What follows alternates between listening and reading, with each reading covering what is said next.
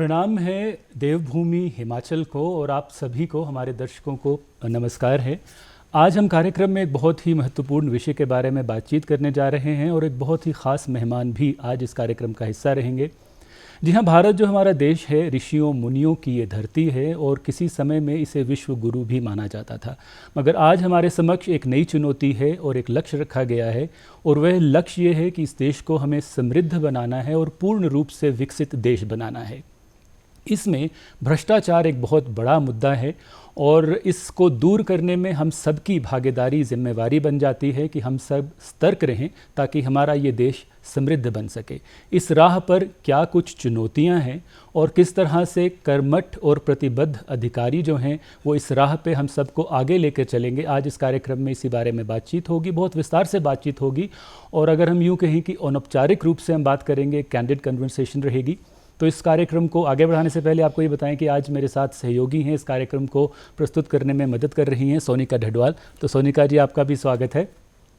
सोनिका जी, आपके क्या व्यूज़ हैं भ्रष्टाचार के बारे में, क्या कुछ सोचती हैं? कितना कुछ भ्रष्टाचार आपको दिखता है अपने आगे पीछे? सर, भ्रष्टाचार को अगर मैं बात करूं तो समाज को कहीं ना कहीं भ्रष्टाचार जो है वो खोखला करता जा रहा है। भ्रष्टाचार के लिए हमें सबको कसम खानी होगी कि ना भ्रष्टाचार करेंगे ना करने देंगे, तभी हमारा जो देश है वो आगे बढ़ पाएगा। और हमारे जो अगर हम बात करें हमारे माननीय प्रधानमंत्री जी का जो सपना है, उन सपनों को हम जो है उन सपनों को जी, और जो राजनीतिक नेतृत्व है हमारा, चाहे वो राष्ट्रीय स्तर पर हो या राज्य स्तर पर हो, वो पूरी तरह से इस बात को समर्पित है कि भ्रष्टाचार को तो हमने किसी भी तरह से सांस नहीं लेने देनी है, व्यवस्था को हमने परिवर्तित करके बिल्कुल पारदर्शी बनाना है। तो आज एक बहुत ही खास मेहमान हमारे साथ हैं और उनका परिचय सोनिका आप करवाएंगी। आज हमारे साथ हैं एक ऐसे अधिकारी जिनकी यात्रा की मैं शुरुआत की अगर मैं बात करूं तो बहुत ही अनुशासन, ईमानदारी और उत्कृष्टता का प्रतीक है। आज हमारे साथ एक ऐसे ही व्यक्तित्व है जिनकी शुरुआत कश्मीर घाटी की कठोर परिश्रम और कठोर लगन के साथ और दिल्ली के उच्च पदों पर और कई सीमाओं पर सुरक्षा और बात करें राज्य में शांति तक के लिए उन्होंने हर कार्य को बखूबी निभाया है। आज हमारे साथ स्टूडियो में उपस्थित है अशोक तिवारी जी, आईपीएस पुलिस महानिदेशक। अगर मैं उनके और परिचय की बात करूं तो अशोक तिवारी आईपीएस जो वर्तमान समय में अगर मैं उनकी बात करूं तो राज्य सतर्कता एवं भ्रष्टाचार रोधी ब्यूरो हिमाचल प्रदेश में महानिदेशक पद पर कार्यरत है। आपका हमारे इस कार्यक्रम में बहुत बहुत स्वागत है। बहुत बहुत स्वागत है सर आपका। और पहला प्रश्न जो आपसे पूछना चाहेंगे, जैसा सोनिका जी ने अपनी इंट्रोडक्शन में कहा कि दो पदभार आपके पास हैं, कितना चुनौतीपूर्ण रहता है ये?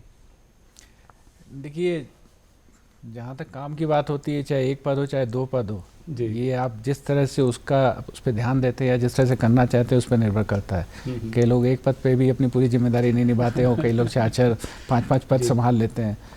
आपने प्रधानमंत्री महोदय की बात की, प्रदेश में मुख्यमंत्री महोदय के, आप इनको देखिए, इन्होंने तो कितने विभाग देख रहे होते हैं, सुबह से लेकर रात तक काम चलता रहता है। मैं लास्ट ईयर जब आईटीबीपी से अपनी प्रतिनियुक्ति से लौटा था तो पहले मुझे state vigilance and anti corruption bureau का चार्ज दिया गया था और अभी 1 जून से मेरे पास जो अतिरिक्त कार्यभार है वो पुलिस महानिदेशक का है। तो ये केवल 5 महीने पुरानी बात है, तो बहुत ज़्यादा मेरे ऊपर बोझ नहीं है। तो सर, जैसा इन्होंने बताया, अगर हम आपके पूरे करियर पर नज़र डालें, एक बहुत ही इलस्ट्रियस करियर है और उसके बारे में भी हम आपसे बातचीत करेंगे। मगर फिलहाल आज का जो हमारा विषय है सतर्कता के बारे में और भ्रष्टाचार को जो हमने उन्मूलन करना है उसके बारे में। आपकी नज़र में भ्रष्टाचार है क्या? क्योंकि हम आम लोग तो भ्रष्टाचार को एक और नज़र से देखते हैं। एक कर्मठ अधिकारी होने के नाते, एक प्रोफेशनल होने के नाते आप इसे किस नज़र से देखते हैं? देखिए, पहली बात जो हम लोगों को समझनी चाहिए और हम लोग उसको नज़रअंदाज करते हैं कि भ्रष्टाचार कोई पिछले 10, 20, 50 साल की देन नहीं है। बिल्कुल बिल्कुल। जितना हमारी ह्यूमन सिविलाइजेशन की हिस्ट्री है, लगभग उतनी ही पुरानी हिस्ट्री करप्शन की या भ्रष्टाचार की है। अगर हम भारत के परिवेश में देखें तो चाणक्य ने बहुत साल पहले ही भ्रष्टाचार के बारे में लिखा था जी, कि जैसे मछली जो है वो पानी में रह के पानी नहीं पीती, इसी तरह से जो पब्लिक सर्वेंट है, उस वक्त तो पब्लिक सर्वेंट का कंसेप्ट नहीं था, लेकिन जो राजा और राजा के साथी लोग होते थे उनको भी उसी तरह से रहना चाहिए। साथ ही में उसने चाणक्य ने यह भी कहा था, लेकिन ये लगभग असंभव है। मतलब अगर आप शहद के साथ या किसी के साथ है तो आप उसको चखे बगैर नहीं रह सकते हैं। तो ये समस्या एक बहुत पुरानी है। ये ज़रूर है कि शायद आधुनिक समय में जो समाज की मांग बढ़ी है, समाज में जो भी डेविएशन अगर मैं कहूँ आए हैं जी, तो उसके कारण से शायद भ्रष्टाचार बढ़ भी गया है और आप लोग मीडिया के सौजन्य से ज़्यादा दिखता भी है। शायद 100-200 साल पहले जो भ्रष्टाचार होता था कुछ लोगों को पता होता था, आज ये है कि आप लोगों की प्रिंट मीडिया की देन से कोई भी भ्रष्टाचार का मुद्दा होता है तो सुर्खियों में आ जाता है, तो गांव-गांव में बच्चे को सबको पता चल जाता है।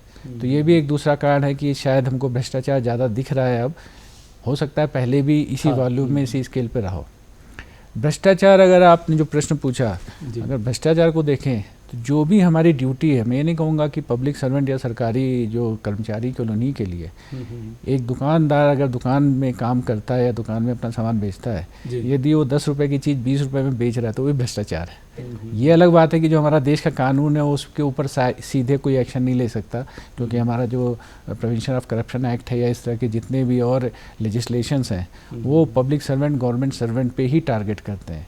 उसकी वजह शायद ये है कि पब्लिक सर्वेंट से, गवर्नमेंट सर्वेंट से, सरकारी मुलाजिमों से उम्मीद रखी जाती है कि वो चूँकि पब्लिक की सेवा के लिए है, पब्लिक के लिए हैं, तो उनको ईमानदार रहना चाहिए, पूरी तरह ईमानदार रहना चाहिए। कोई भी ऐसा मौका नहीं आना चाहिए जिससे कोई उनके ऊपर, उनके कार्यप्रणाली के ऊपर कोई उंगली उठा सके कि इसमें भ्रष्टाचार हो सकता है। तो इस बार का थीम भी हमारा है सतर्क भारत समृद्ध भारत। तो आपको क्या लगता है कि जो नागरिक हैं, क्या हम उनसे एक सतर्कता की उम्मीद रखते हैं, और वो उम्मीद क्या है, किस तरह से एक आम आदमी जो है वो आपके साथ कोऑपरेट कर सकता है?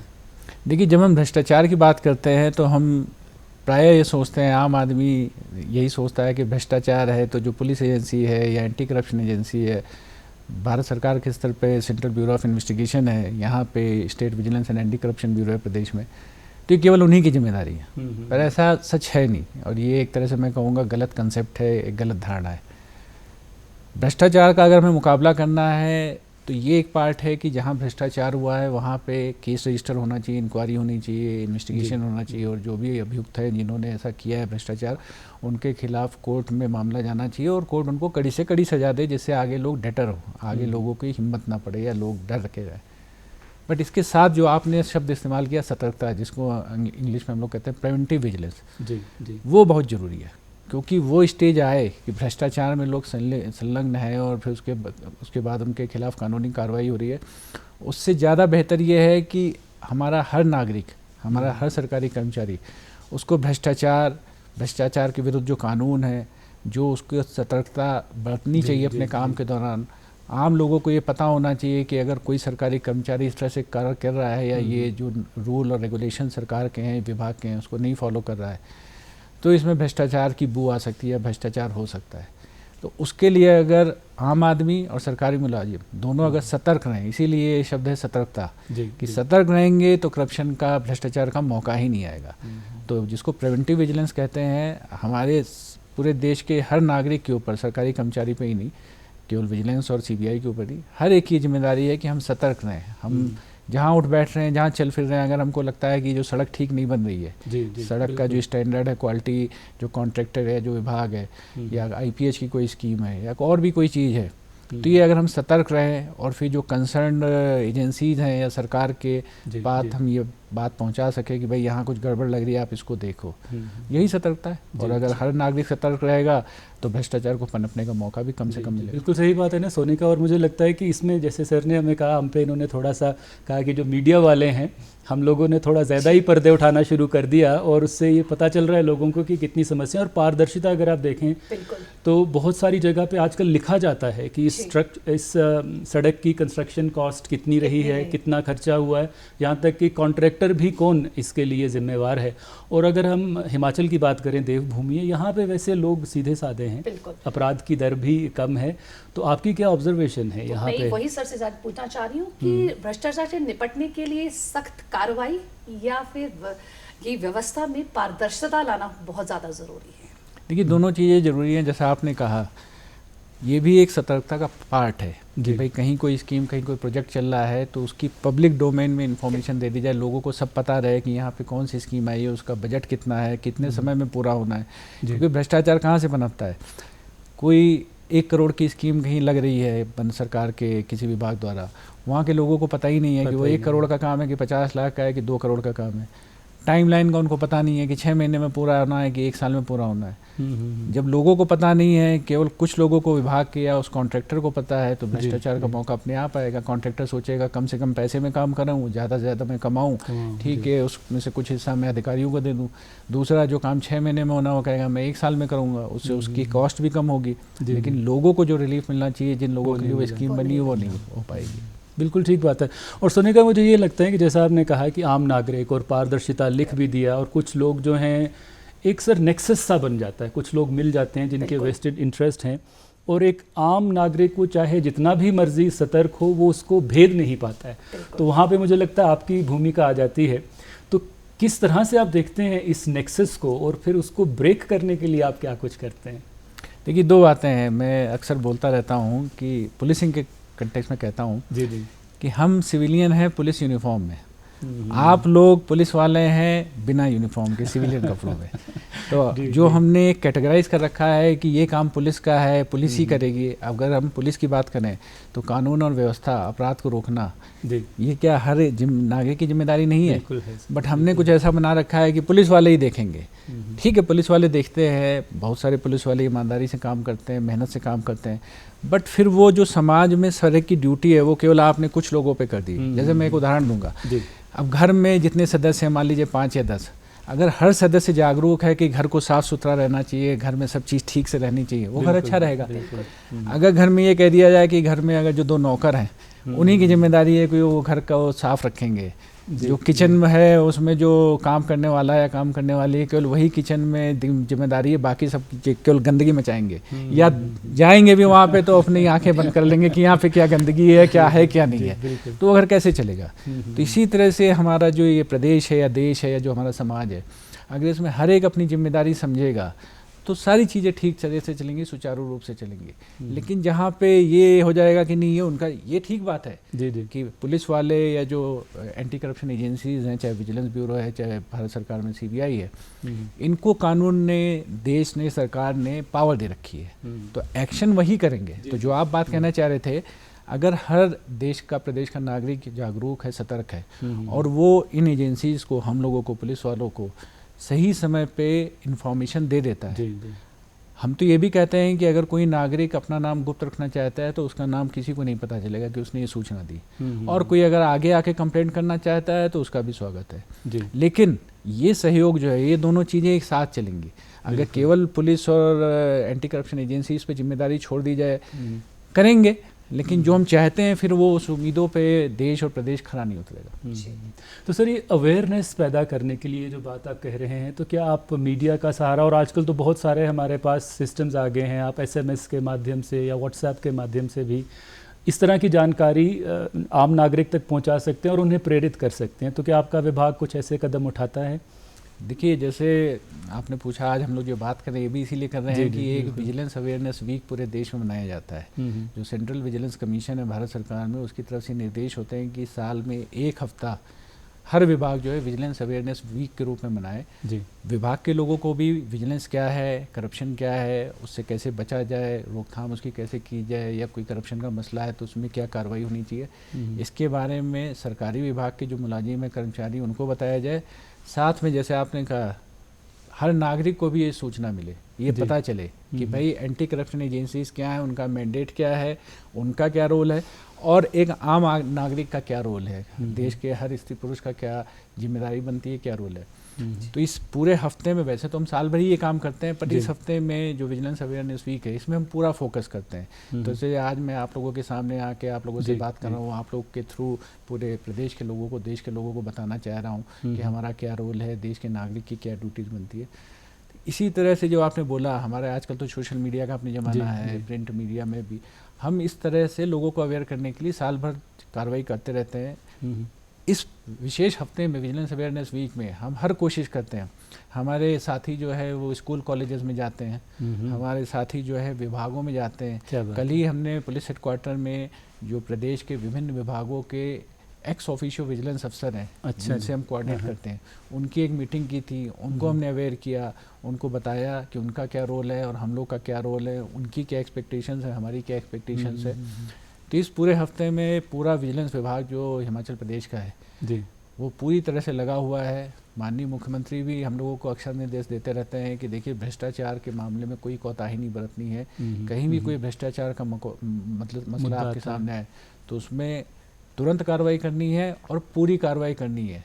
मैटर को पूरी तरह से एग्जामिन करके, इंक्वायर करके, इन्वेस्टिगेट करके फिर कोर्ट में जो भी समुचित कार्रवाई है उसको पूरा करना है।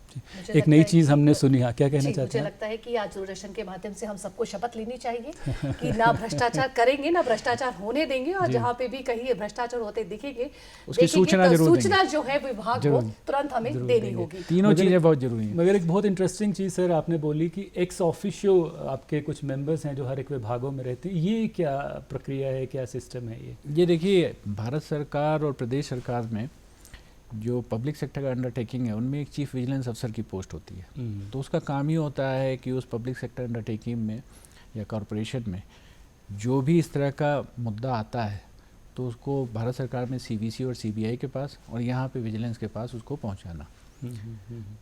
जिन जगहों पे, जिन विभागों में इस तरह से चीफ विजिलेंस अफसर नहीं होता है तो जो उन्हीं का कोई अधिकारी होता है उसको ये काम दे दिया जाता है और उसको फिर एक्स ऑफिशियो विजिलेंस अफसर कहा जाता है। तो सीवीओ जो है वो डेडिकेटेड है। एक्स ऑफिशियो ये है कि जो अपना काम वो देख रहा है जिस भी स्तर पर है, उसके साथ ही उस विभाग का विजिलेंस का मैटर जो है वो देखेगा। तो विजिलेंस का मैटर देखना मतलब कि अगर कोई विजिलेंस की सूचना उसके पास आती है डायरेक्टली तो हम लोगों से कोऑर्डिनेट करना विजिलेंस विभाग से, या अपने स्तर पे ही पहले एक प्रिलिमिनरी जानकारी लेनी है उस बारे में तो उसकी जांच करना, अपने विभागाध्यक्ष को या एडमिनिस्ट्रेटिव सेक्रेटरी को उसके नोटिस में लाना। तो ये उनका रोल है, उनके थ्रू हम कोऑर्डिनेट करते हैं। मान लीजिए पीडब्ल्यूडी विभाग है तो पीडब्ल्यूडी विभाग में ईएनसी उनका हेड हो गया, एक उनका एडमिनिस्ट्रेटिव सेक्रेटरी हो गया, उसके बाद अन्य अधिकारी हैं।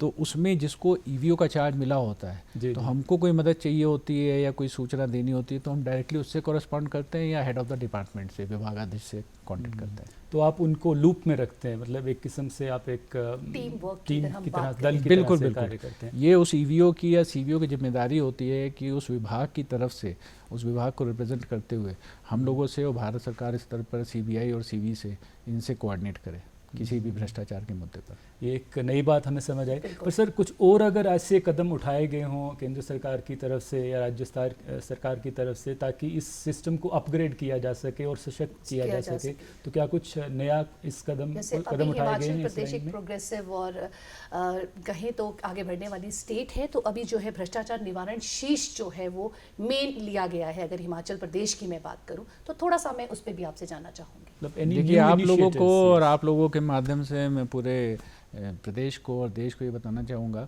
कि भारत सरकार में जो एंटी करप्शन एजेंसी का या एंटी करप्शन सेटअप है उसमें एक तो चीफ विजिलेंस कमीशन है जी, सेंट्रल विजिलेंस कमीशन, दूसरा सीबीआई हो गया एंटी करप्शन एजेंसी। देन आपको ध्यान होगा 2013 में लोकायुक्त एक्ट आ गया था, लोकपाल एंड लोकायुक्त एक्ट। तो भारत सरकार स्तर पर लोकपाल, इसी चीज़ को अगर हम रेप्लिकेट करें प्रदेश पे तो जो लोकायुक्त यहाँ भी होता है, विजिलेंस विभाग हो गया सीबीआई का काउंटर पार्ट।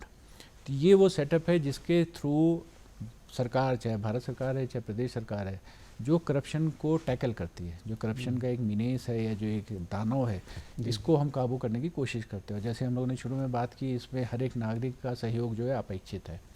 जहाँ तक आपने पूछा कि इसमें नई पहल, तो पहले क्या होता था कि अगर किसी को सूचना भी देनी है तो वो चिट्ठी लिखता था, अपना नाम लिखे या नहीं लिखे। आज टेक्नोलॉजी का दौर है तो आज हम लोग के पास व्हाट्सएप सुविधा है, तो हमारा व्हाट्सएप नंबर है जिस पे सूचना कोई दे सकता है।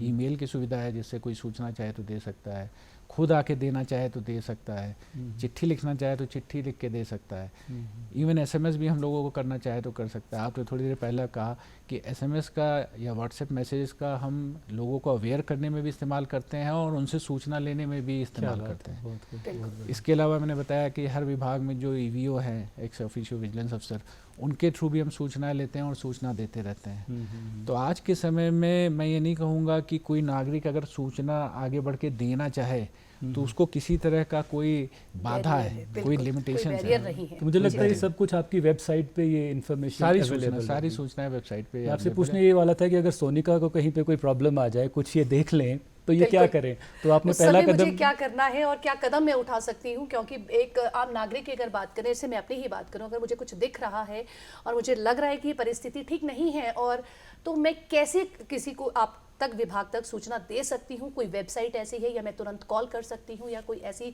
कोई सुविधा है तो वो मैं आपसे जानना चाहूँगी। देखिए, हमारा एक अपना डेडिकेटेड वेबसाइट है state vigilance and anti corruption bureau, जिसमें आप जो भी सूचना चाहती हैं और जो सूचना देना चाहती हैं वो सब उपलब्ध है। इसके अलावा हमारा एक डेडिकेटेड मोबाइल नंबर या व्हाट्सएप नंबर है, उस पर आप सूचना दे सकती हैं।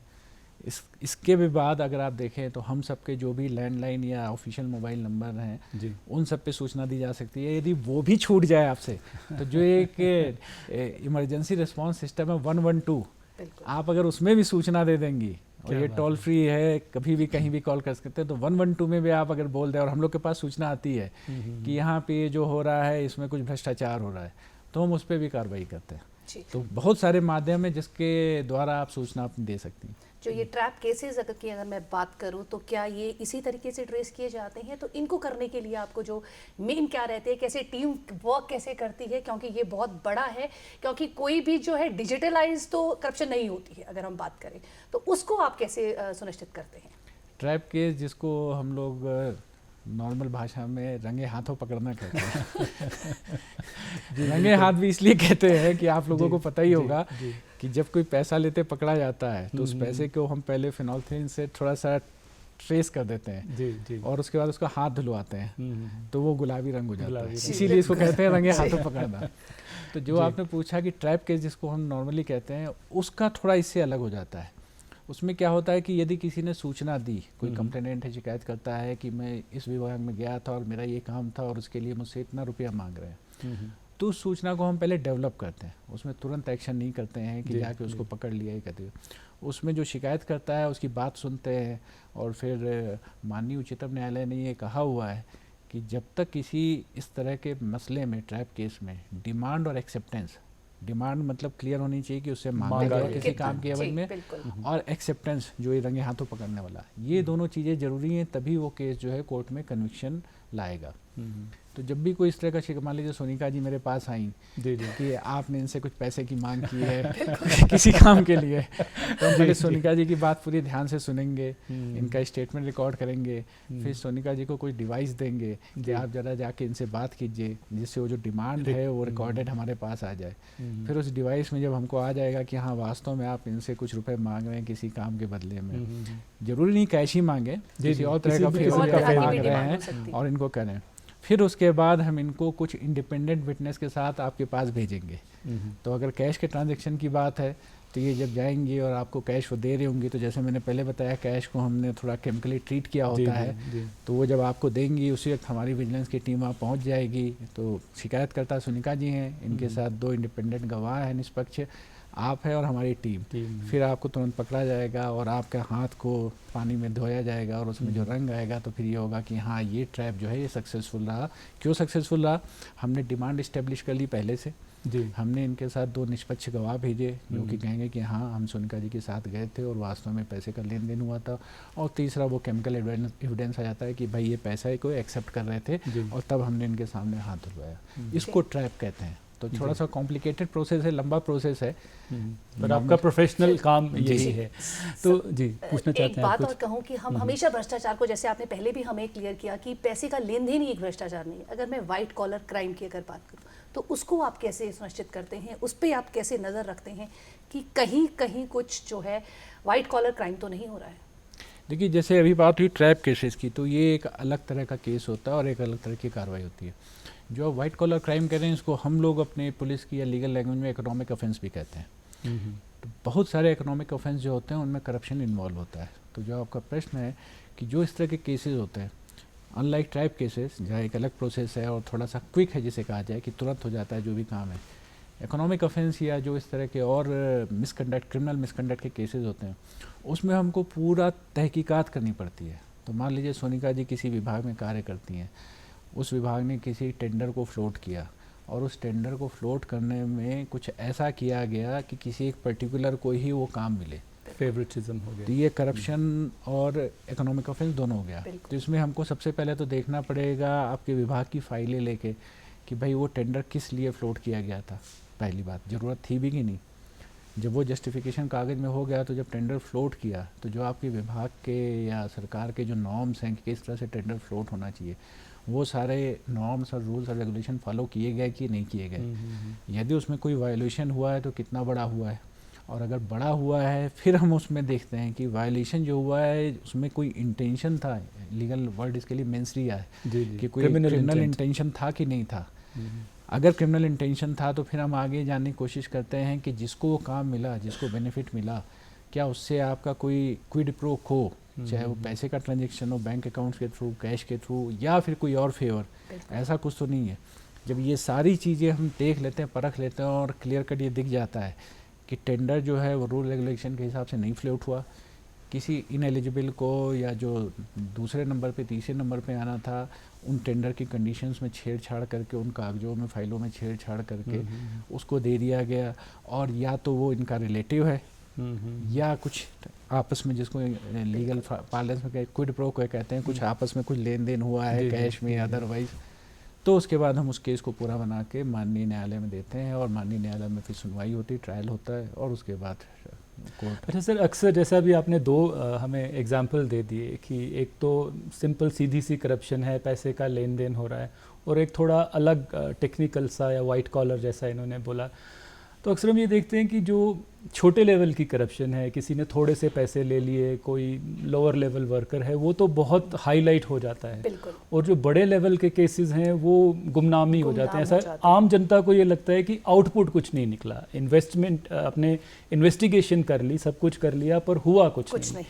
तो इसके बारे में क्या कहेंगे, और अगर आप बताना चाहें तो आपके डिपार्टमेंट्स की क्या कुछ अचीवमेंट रही हैं, क्या कुछ ऐसे मेजर केसेस हैं जो आप सॉल्व कर पाए हैं, अगर आप रोशनी डालना चाहें स्टोरी अगर हम आपसे सुनना चाहें तो क्योंकि बाकी डिपार्टमेंट्स में तो सक्सेस स्टोरी बताना बहुत आसान रहता है, पर क्योंकि आपकी नेचर ऑफ जॉब इज़ थोड़ी टिकलिश सी है।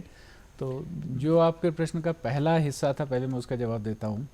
हम लोग कई बार आपस में मजाक करते हैं कि जो हमारा कुछ पुलिस वाले ट्रैफिक में अदरवाइज 100 रुपये वसूल होते हैं, वो तो पूरे देश को, समाज को, प्रदेश को दिखता है, और जो सरकारी अन्य विभाग बैठे हुए हजारों लाखों ले रहे हैं, भ्रष्टाचार में संलग्न है, वो नहीं दिख छिप जाता है, पता ही नहीं चलता। वही हम विस्तार से जानना चाह रहे हैं आपसे। उसी तरह से जो आपने प्रश्न पूछा, देखिए उसकी एक बुनियादी वजह क्या है कि जो छोटे लेवल का करप्शन है, कहीं पे किसी को लाइसेंस बनवाना है, कहीं पे किसी को और डॉक्यूमेंट कुछ लेना है, जी जी, तो वो जो है बल्क में जो प्रदेश के, देश के जो नागरिक हैं, हजारों की संख्या में, लाखों की संख्या में लोग जा रहे हैं, जी जी, तो मान लीजिए उनमें हम 10% ही केस लेते हैं कि 10% में करप्शन हो रहा है, तो वो 10% जो नंबर है वो बहुत ज़्यादा हो गया। 1 लाख ऐसे लोग हैं तो उसका 10% ज़्यादा फिगर हो गया। जो बड़ा करप्शन होता है, जिसमें टेंडर हो गया, कोई और इस तरह का घोटाला हुआ है, बड़े बड़े जो आप पढ़ते रहते हैं अखबारों में, वो कम होते हैं नंबर में, तो उनमें अगेन वही 10% का फार्मूला लगाइए जिसमें भ्रष्टाचार है, तो वो नंबर काफ़ी कम हो जाता है। तो एक जो रिलेटिवली आप देखते हैं, एक हमारा जो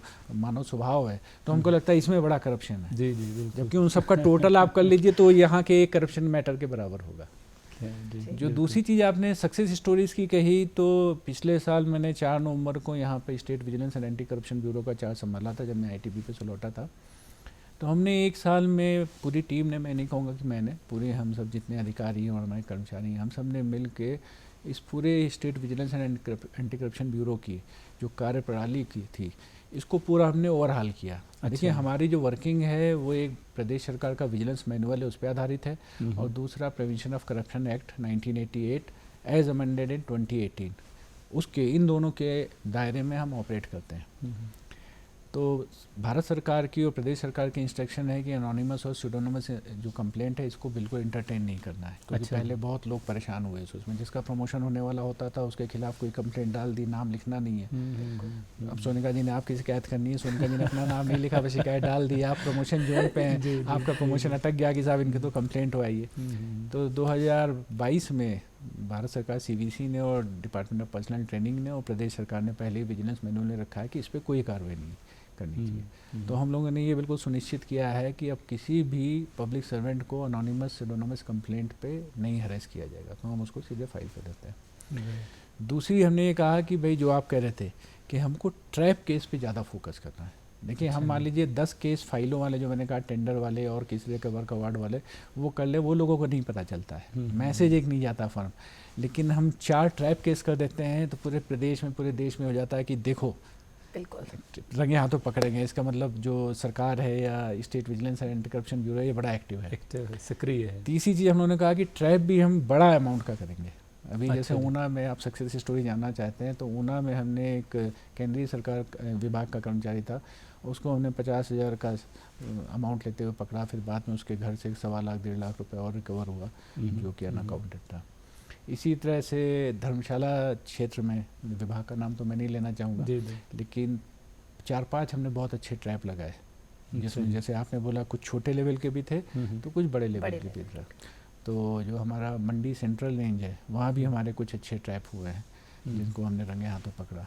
इसके अलावा हमने ये कहा कि नॉर्मली हम समझा जाता था कि विजिलेंस को या सीबीआई को, भारत सरकार में जब कोई मैटर जाता है तो बड़ा समय लेते हैं, तो हम लोगों ने कहा नहीं, ये टाइम लाइन हमको जल्दी करनी पड़ेगी। तो अभी आप लोगों ने सुना होगा ठियोग में एक वाटर सप्लाई का काफ़ी कंट्रोवर्सी उठी थी, फिर सरकार से हम लोग कहा कि इसकी जांच करो, हमने 30 दिन में उसकी जांच पूरी कर दी। इसी तरह से एक और मसला था, उसकी जांच हमने 10 दिन में पूरी कर दी और केस रजिस्टर किया। पहले क्या होता था, वेरिफिकेशन या इंक्वायरी होने में काफ़ी समय लगता था, फिर केस रजिस्टर होता था, फिर केस की तफ्तीश में बड़ा समय लगता था।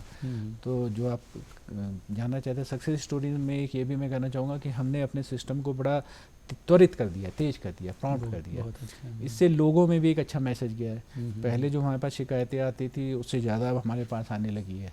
लोगों को ये भी लगता है कि ये तुरंत कार्रवाई करते हैं। पहले क्या होता था कि किसी ने शिकायत की 6 महीने तक कुछ हो ही नहीं रहा है तो भी थक जाता था या थक जाती थी। अब उनको पता है कि विजिलेंस वाले एक्टिव हैं और तुरंत कार्रवाई करते हैं, मतलब आउटपुट सामने आएगा।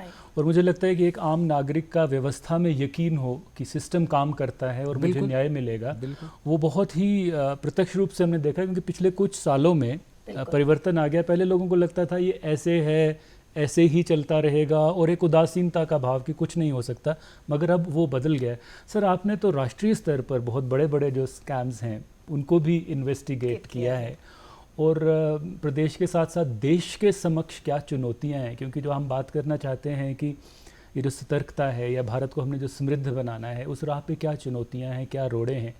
तो आपसे जानना चाहेंगे कि वो किस प्रकार का अनुभव रहा आपके लिए, और किस तरह से इस प्रकार की इन्वेस्टिगेशंस जो हैं पब्लिक फेथ को रिस्टोर करती हैं। देखिए, सोनिका जी ने शुरू में जो बोला, भ्रष्टाचार असल में एक दीमक की तरह है जी। ये पूरे देश की पहले अर्थव्यवस्था और फिर पूरे देश के समाज के ढांचे को, इसको खोखला कर देता है। तो माननीय प्रधानमंत्री महोदय ने, प्रदेश में माननीय मुख्यमंत्री महोदय ने, सभी ने बात की कि अगर प्रदेश को विकसित करना, देश को विकसित करना है तो हमें भ्रष्टाचार को रोकना पड़ेगा। अगर भ्रष्टाचार भी साथ में पनपता रहेगा तो हमारा देश और प्रदेश कितनी भी तरक्की कर ले, जैसे मैं बताऊँ, अंदर से खोखला रहेगा। देखने में हमको लग जाएगा कि बहुत हमने प्रगति कर ली है, लेकिन अंदर से सारा कुछ खोखला रहेगा। तो ये दोनों चीज़ें हमको एक साथ लेके चलनी पड़ेगी। जो प्रधानमंत्री महोदय और मुख्यमंत्री महोदय ये कोशिश कर रहे हैं कि विकास और डेवलपमेंट वो चले, पूरी तेज़ी से चले, लेकिन साथ में ये भी नारा, जो सोनिका जी ने कहा, कि वो भी साथ में नारा रहे कि ना खाऊंगा ना खाने पीऊंगा। तो फिर जैसे वो कॉमनवेल्थ गेम्स की ही बात थी, बहुत बड़ा इंफ्रास्ट्रक्चर उसी पे आ रहा था विकास जी। तो ये दोनों चीज़ें जब साथ चलेंगी तब ठोस, पक्का, मजबूत, ड्यूरेबल विकास होगा, डेवलपमेंट होगा, देश और प्रदेश की तरक्की होगी। जो आपने भारत सरकार के अनुभव और यहाँ की बात की, तो देखिए, भारत सरकार, देश इतना बड़ा है, 140 करोड़ हमारे नागरिक हैं, और वहाँ जो स्कैम भी आते हैं नोटिस में बड़े बड़े होते हैं, तो वहाँ जो एक मैं कहूँगा कैनवस है काम करने का, वो बड़ा विस्तृत, बहुत बड़ा विस्तृत है। दूसरी चीज़ ये है, कभी साउथ इंडिया का कोई मैटर आता है तो कभी नॉर्थ इंडिया का आता है, तो आपको पूरे देश का पता चलता रहता है। यहाँ प्रदेश में थोड़ा वो कैनवस लिमिटेड हो जाता है, और जो वॉल्यूम ऑफ करप्शन है वहाँ अगर सैकड़ों करोड़ों में है, हज़ारों करोड़ों में होता है, तो यहाँ करोड़ों में ही हो पाता है। तो वो एक दूसरा अंतर है। तीसरा अंतर मैं कहूँगा कि भारत सरकार में जो भारत सरकार के विभाग हैं, तो वहाँ जब हम लोग जांच करते हैं तो वहाँ पूरा कोऑपरेशन मिलता है, क्योंकि वहाँ पूरा सिस्टम होता है। जी।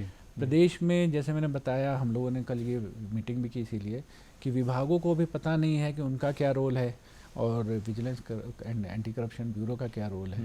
तो एक तो वॉल्यूम यहाँ कम हो जाता है, दूसरा इनको जानकारी नहीं है, तो कई बार उनसे हमें वो सारी जानकारी लेने में भी काफ़ी मेहनत करनी पड़ती है और समय ज़्यादा लग जाता है। भारत सरकार में इस तरह का सिस्टम जो है वो ये है कि तुरंत इन्फॉर्मेशन आ जाती है, डॉक्यूमेंट जो हमको चाहिए होती है वो हम पढ़ लेते हैं। बाकी जिन केसेस का आपने नाम लिया वो काफ़ी पब्लिसाइज केसेस रहे हैं, लार्ज वॉल्यूम रहे हैं उस पे। और जब मैं सीबीआई में था तो सीबीआई में तफ्तीश करके वो सारे मैटर कोर्ट में गए, कोर्ट ने अपना व्यू लिया उस पर। एक बहुत इंटरेस्टिंग बात सर ने कही सोनिका, और वो ये कि हम जब जिस प्रदेश में होते हैं हमें लगता है ये प्रदेश बहुत बड़ा है, पर जब हम भारत की बात करते हैं और जब उसके विस्तार को देखते हैं तो ये इतना बड़ा देश है और इतनी वैरायटी है, और जाहिर है कि उसी तरह से ह्यूमन प्रॉब्लम्स, मानवीय समस्याएं जो हैं वो भी उसी तरह से होती हैं। और मुझे लगता है कि भ्रष्टाचार या विकास उसकी परिभाषा भी बदलती जाती है। तो अगर हम बॉर्डर एरियाज़ की बात करें, आपने कश्मीर में काम किया और करगिल वॉर के पहले और बाद में, और जब बॉर्डर आ जाता है वहाँ पे भ्रष्टाचार का मुझे लगता है स्वरूप बिल्कुल ही बदल जाता है, क्योंकि उसमें और बहुत सारी चीज़ें मिल जाती हैं। तो वो किस प्रकार का अनुभव रहा आपके लिए और कितना चुनौतीपूर्ण रहा? देखिए बीच में आपने एक बात कही, हालांकि आपने इंडो तिब्बतन बॉर्डर है उस पर भी काम किया है जी। प्रदेश और देश में एक जो बड़ा फ़र्क आ जाता है कि हिमाचल प्रदेश आपको पता ही है कि एक छोटा और शांत प्रदेश है। और दूसरी चीज़ जो सबसे अच्छी मुझे लगती है, मैं खुद तो उत्तर प्रदेश का रहने वाला हूँ लेकिन इतने साल यहाँ पे नौकरी की है, कि यहाँ मैंने देखा है एक्सट्रीम पॉवर्टी नहीं है। जी बिल्कुल, चंबा से लेके और सिरमौर तक या लाहौल स्पीति से लेके ऊना, हर आदमी के पास ज़मीन है, हर आदमी के पास ज़मीन है। बल्कि मैं यहाँ पे एक बताना चाहूँगा और अक्सर मैं उदाहरण देता हूँ, जब हम लोग फाउंडेशन कोर्स करते हैं मसूरी में, जी तो मैं यहाँ नाहन में आया हुआ था विलेज विजिट के लिए, मेरे साथ एक और साथी थे हमारे मध्य प्रदेश काडर के। तो हम लोगों को ये पढ़ने को कहा गया कि आप find the poorest of poor, जो सबसे गरीब हो गाँव का उससे बात करिए, उसके बारे में लिख के लाइए। तो जो मेरे साथी थे वो बिहार के रहने वाले थे, मैं उत्तर प्रदेश का था जी। ये मैं अक्सर सुनाता रहता हूँ किस्सा जी। तो यहाँ जब हमने गांव में पहुँचे, 3-4 दिन का हम लोग का स्टे था, तो हमने कहा कि हाँ बताइए भाई कौन है सबसे गरीब। तो पता चला कि ये जय सिंह जो है ये सबसे गरीब है। बुलाया गया, बैठे, तो हमने बैठा भाई पानी वानी पियो, चाय पियो।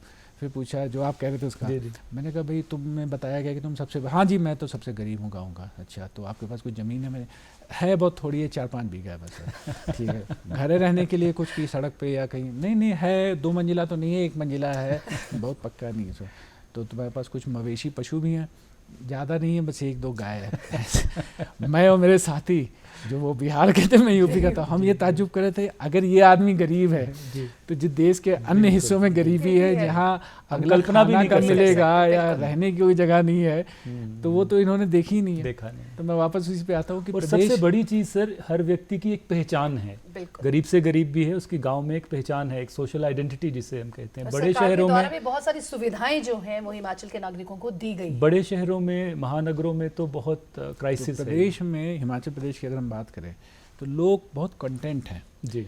और जैसे आपने बताया हर एक को खाने को, हर एक को रहने को छत है, तो इस कारण से भी यहाँ करप्शन कम है। अगर आप देश के किसी और राज्य को उठाएं, चाहे वो बॉर्डर का हो, चाहे mid part of the country में हो, तो वहाँ पे क्या है कि एक्सट्रीम पॉवर्टी है। एक्सट्रीम पॉवर्टी के कारण क्या है कि फिर वो करप्शन के स्कोप, करप्शन का वो चीज़ें ज़्यादा हो जाती हैं। तो हिमाचल प्रदेश में कहूँगा, जो आपने देवभूमि शुरू में कहा, तो वास्तव में देवभूमि है।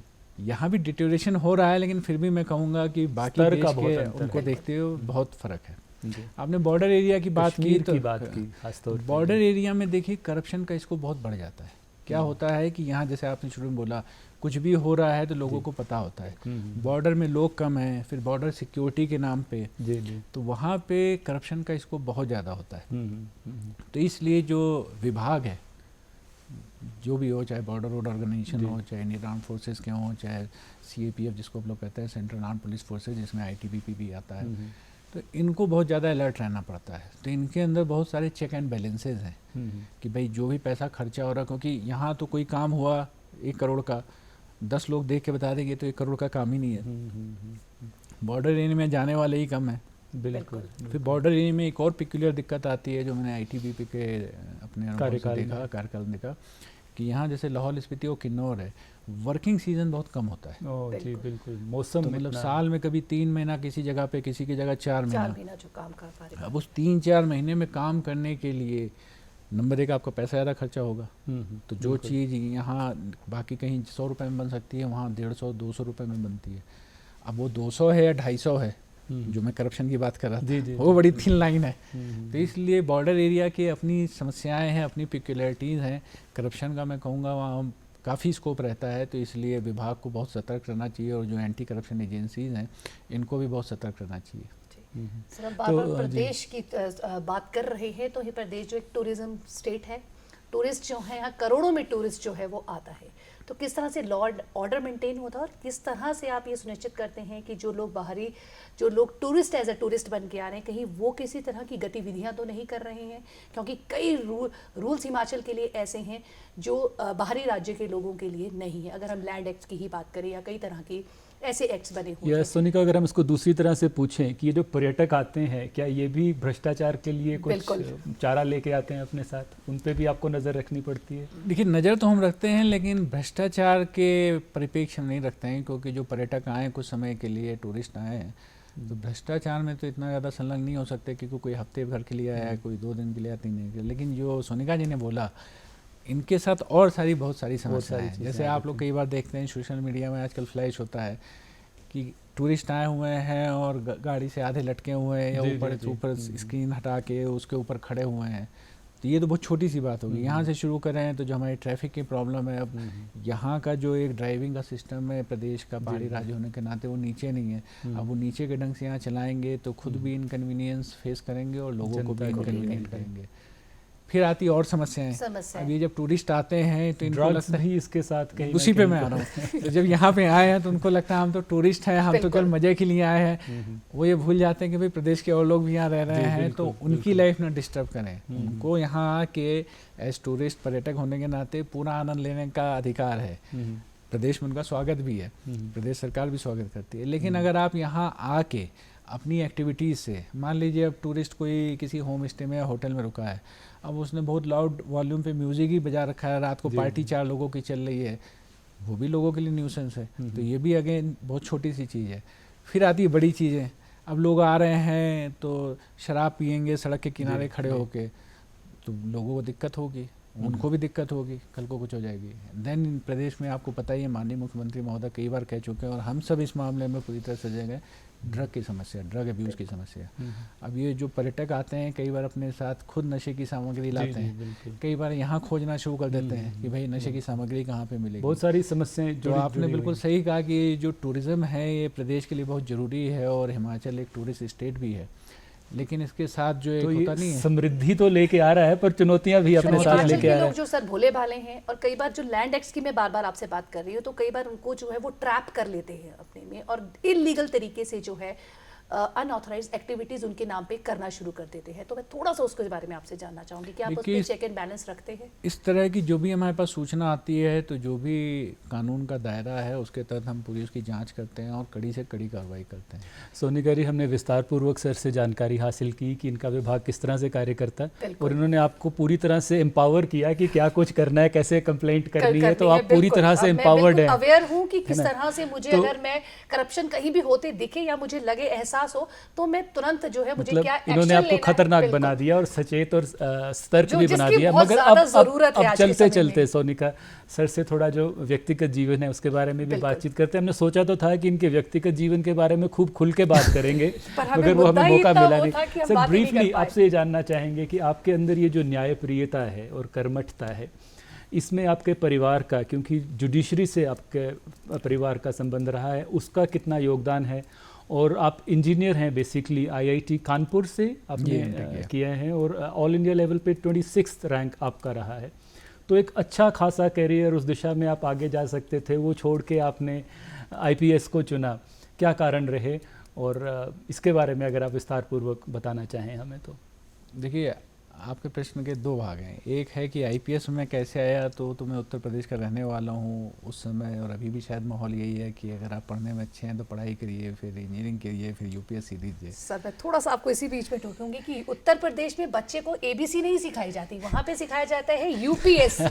ABC की बजाय UPSC, क्या मैं यहाँ तक सही हूँ? अब तो खैर समय बदल रहा, लेकिन पुराने समय में जो आप कह रही हैं सोनिका जी, बिल्कुल सही यही बात थी।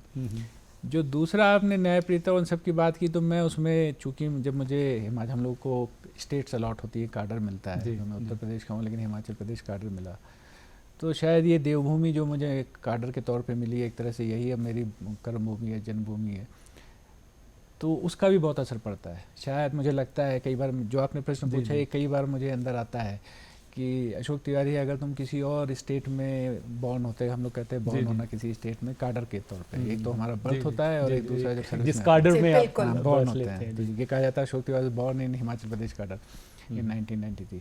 तो कई बार मुझे लगता है कि क्या मेरा पर्सोना या मेरी जो लाइफ स्टाइल है वैसी रहती, तो मैं मतलब बहुत कंक्लूसिव नहीं कह सकता हूँ, मुझे लगता है शायद बदल गई होती, जैसे बाकी प्रदेश का ढर्रा होता है। यहाँ चूँकि देवभूमि है, आपने जैसे बोला कि यहाँ इतनी गरीबी नहीं है, यहाँ लोग इतने एम्बिशियस नहीं हैं, इतना ज़्यादा लोगों में एक दूसरे को आगे पीछे मार धाड़ नहीं है, तो लोग संतुष्ट हैं। तो मैं भी इतने साल यहाँ रहने के बाद, भले भारत सरकार में भी मैंने काफ़ी लंबा समय काम किया, बट यहाँ जब भी मैं आया, और मैं आगे पता आई लव हिमाचल प्रदेश।